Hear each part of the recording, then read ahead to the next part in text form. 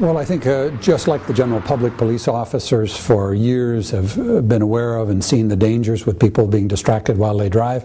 The number one issue that came to our attention was watching people drive and try and use a cell phone at the same time. It really boils down to that we think in about 25% of crashes there's some form of distracted driving involvement. So people are getting injured, people are getting killed. We knew that if we were going to change behavior, we had to do it through education. So we formed some partnerships with other groups. The big ones, of course, were ICBC, the Superintendent's Office, Motor Vehicles.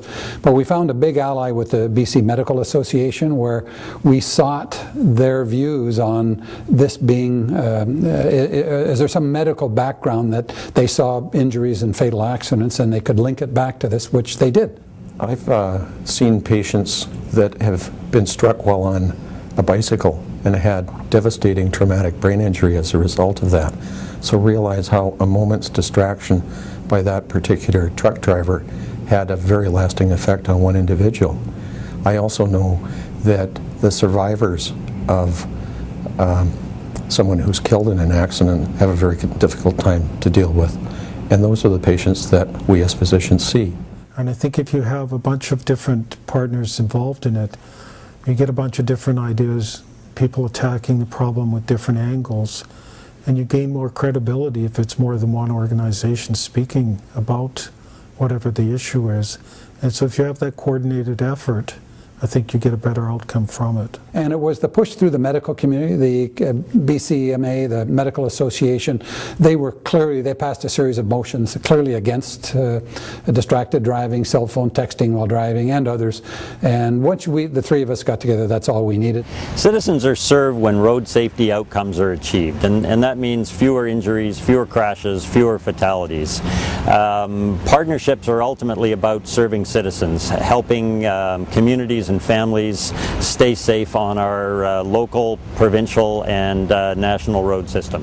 So we work with these other groups to all of a sudden move it to the next level, and it worked out very well. It's one of those few times when we saw a number of groups together work hard together with great results.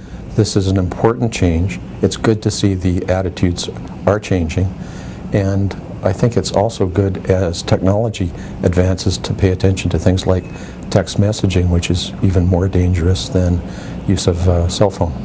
We've had some cases here, even with the legislation. We've had a conviction in Victoria for a fatal accident where a woman was texting. In her inattentiveness, she struck a motorcyclist. A fellow died a week later in the hospital. So we can actually link distracted driving, the using of texting, using the cell phone to actually people dying as the result. So it's pretty compelling evidence. And I think what's more important is that there's societal change too, that when someone is now using a cell phone, they're likely to get a lot more disapproval than was the case before.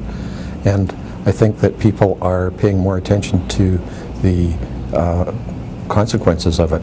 What happens when people are distracted, that they may not stop in time for an intersection, they may not see a pedestrian or cyclist, they may weave out of their lane, etc.